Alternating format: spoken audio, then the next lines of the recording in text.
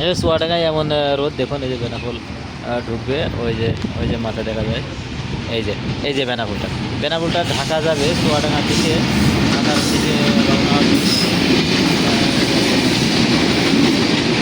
লেগে যাবে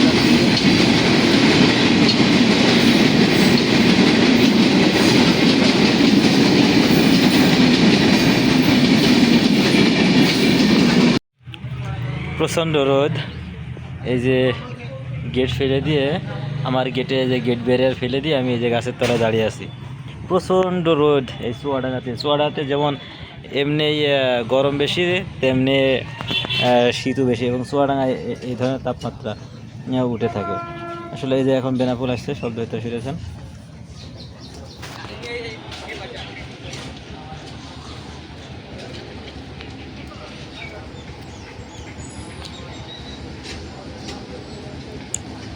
এত পরিমাণ রোদ যে এখানে দাঁড়ানো দুষ্কার, ঠিক আছে। কারণ চুয়াডাঙ্গাতে এমনি রেকর্ড ছাড়ানো রোদ পড়ে। এই যে এখন বেনাপোল আসবে, ওই যে বেনাপোল আসছে, ঠিক আছে। আমি গেট ফেলে দিয়ে এখানে দাঁড়িয়ে আছি রোদে, ছায়াতে।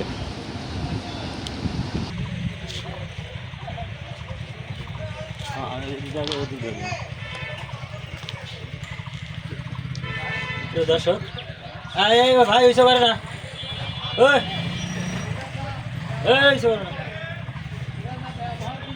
ট্রেন এসে দর্শক, ওই যে আমাদের একটা লোকাল ট্রেন আসছে, এই ট্রেনটি এখানে দাঁড়াবে, এখন দেখি কবরে ঢোকে, ওই যে ট্রেন দেখা যায়। ক্যামেরা উপর তাকাবে, তাহলে আমার আবার দেখবে, আবার ঢোকাবে। ওই যে লুকে দিয়ে দিল, ট্রেনটি লুকে দিয়ে দিল, নেমে আসবে। এবার আমি হাত মারবে, ট্রেনটি চলে যাবে, এমনি যাবে। আমি যদি যাবে আমি ধরবো। দর্শক, ওই যে ট্রেনটি লুকে দেবে, আমি হাত মেরে আমি ধরুন এখানে প্রচুর জ্যাম আছে। এই যে ট্রেনটি ঢুকবে, ট্রেনটা একবার দেখা, এই ট্রেনটা দেখা। আমার কোথায় আমি ড্রাইভারকে সতর্ক করতেছি, এখানে দাঁড়াবে না,